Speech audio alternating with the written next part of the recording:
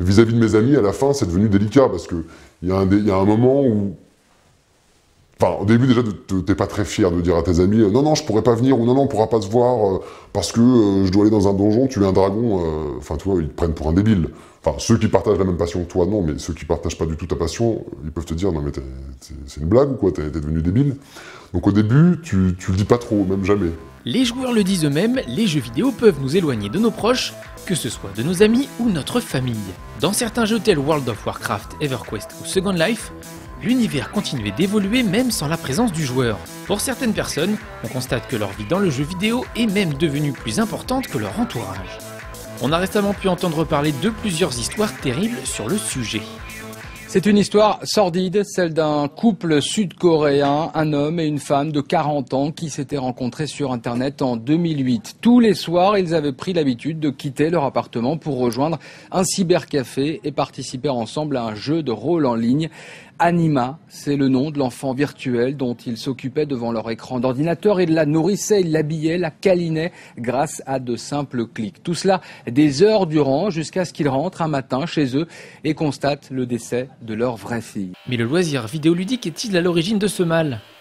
Les jeux vidéo peuvent-ils enfermer les gens dans une sorte de prison virtuelle? Le psychologue Michael Stora a rencontré différents cas similaires pendant sa carrière et nous donne son avis. Une fois, une anecdote, c'était quelqu'un qui avait joué tellement que, avec des parents très très absents d'ailleurs, et qui fait qu'à un moment il a joué pendant, je sais pas, 12 heures d'affilée, mais pas des jeux en ligne, des jeux comme ça, et puis à un moment il a arrêté de jouer, sans faire exprès, il a cassé un vase, et il a dit merde, j'ai oublié de sauvegarder. Donc voilà, maintenant il faut bien comprendre que l'être humain a intégré des principes de réalité au-delà des jeux. C'est pas ça qui provoque le fait qu'il va sauter d'un pont en se disant de toute façon j'ai une deuxième vie. Ceux qui pensent ça, il faut bien le comprendre, ont déjà une pathologie préexistante plutôt inquiétante, schizophrénie, mélancolie, tout ce qu'on peut imaginer. Mais au-delà de tous ces cas extrêmes, il existe une barrière entre les joueurs et les autres.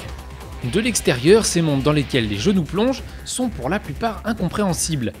Et il arrive souvent que le joueur soit exclu d'un groupe, ou qu'à l'inverse les joueurs excluent les non-joueurs. Mes parents étaient assez désespérés de me voir soit devant ma console, soit devant mes bouquins plusieurs heures par jour et dans ma chambre.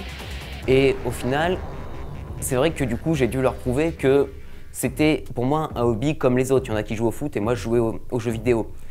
Mais j'ai aussi conscience que ça, c'était un effort. C'est un effort que j'ai dû faire. J'ai dû aller voir mon père, lui montrer Metal Gear Solid et lui dire tiens voilà papa, le créateur, il a telle vision de la guerre.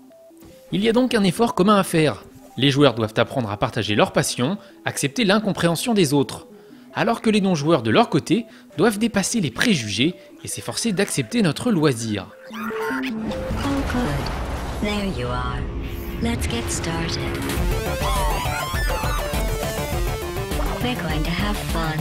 On est au XXIe siècle et ça fait pas si longtemps que ça qu'on accepte l'idée que les adultes, puisque finalement la moyenne du joueur en France est de 33 ans, puissent jouer.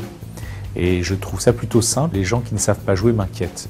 Il faut aussi noter que les amitiés virtuelles, dans World of Warcraft par exemple, deviennent parfois bien réelles. Le jeu peut être une façon de se socialiser et d'ouvrir une fenêtre sur le monde. Peu de loisirs permettent de partager du temps avec une personne à l'autre bout de la planète. Plusieurs spécialistes se sont même servis du jeu vidéo pour tenter de créer un contact entre des autistes, et les résultats sont étonnants.